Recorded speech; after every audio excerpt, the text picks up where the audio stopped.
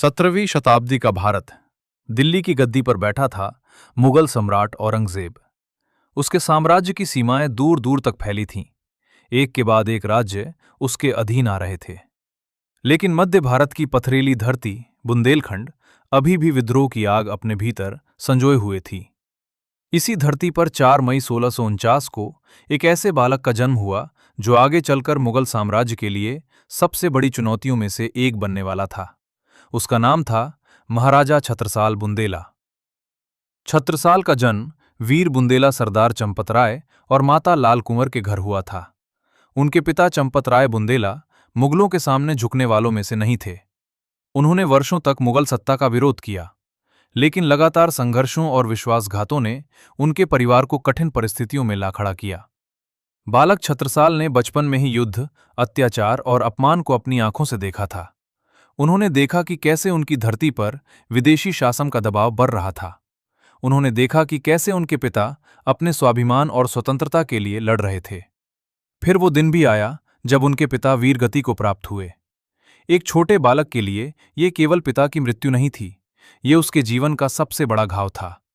उसी दिन उसने मन ही मन एक प्रतिज्ञा ली।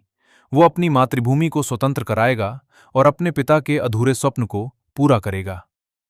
समय बीतता गया और बालक छत्रसाल युवा हो गया। उसके सामने सबसे बड़ी समस्या थी, उसके पास न सेना थी, न धन, न कोई राज्य।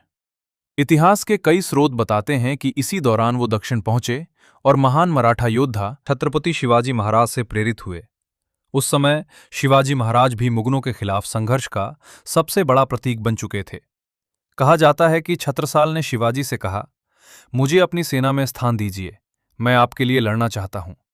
तब शिवाजी ने उन्हें एक ऐसी सलाह दी जिसने इतिहास की दिशा बदल दी। उन्होंने कहा, दूसरों के लिए क्यों लड़ना चाहते हो? अपनी मातृभूमि के लिए लड़ो, बुंदेलखंड को स्वतंत्र करो। इन शब्दों ने छत्रसाल के जीवन को बदल दिया। उन्होंने निश्चय कर लिया कि अब उनका जीवन केवल एक उद्देश्य के लिए समर्पित होगा, स्वतंत्र बुंदेलखंड। वह वापस लौटे और अपने अभियान की शुरुआत की। शुरुआत बेहद कठिन थी। उनके साथ केवल कुछ साथी थे, न विशाल सेना, न बड़े किले, न असीम धन। लेकिन उनके पास जो था वह किसी भी साम्राज्य से बड़ा था। अटूट साहस, दृढ़ संकल्प और अपनी धरती के लिए प्रेम।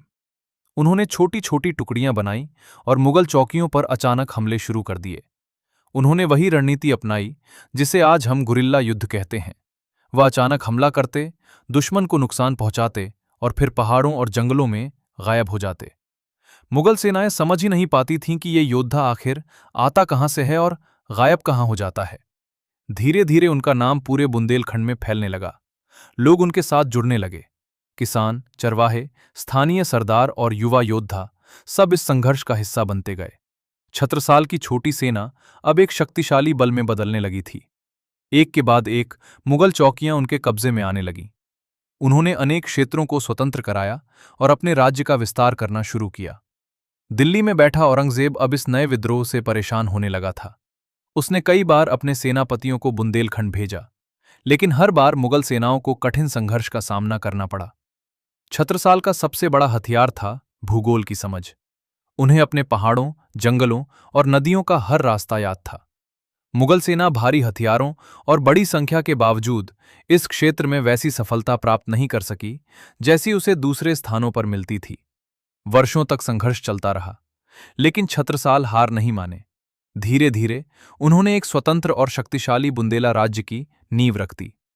उनके राज्य में किले बने, मंदिरों का निर्माण हुआ और जनता को सुरक्षा मिली। वह केवल योद्धा ही नहीं बल्कि एक कुशल शासक भी थे। उनका उद्देश्य केवल युद्ध करना नहीं था, बल्कि एक ऐसा राज्य बनाना था जहां लोग सम्मान और स्वतंत्रता के साथ जी सकें। लेकिन जीवन का सबसे कठिन समय अभी बाकी था। सन 1729 में मुगल सेनापति मोहम्मद खान बंगश ने बुंदेलखंड पर बड़ा आक्रमण किया। उस समय महाराजा छत्रसाल की आयु लगभग 80 वर्ष के आसपास पहुंच चुकी थी। फिर भी उन्होंने हार नहीं मानी। उन्होंने स्वयं युद्ध का नेतृत्व किया। लेकिन इस बार परिस्थितियां कठिन थीं। उनकी सेना को भारी दबाव का सामना करना पड़ा। तब उन्होंने मराठा पेशवा बाजीराव प्रथम को सहायता के लिए संदेश भेजा। इतिहास में यह घटना अत्यंत प्रसिद्ध है।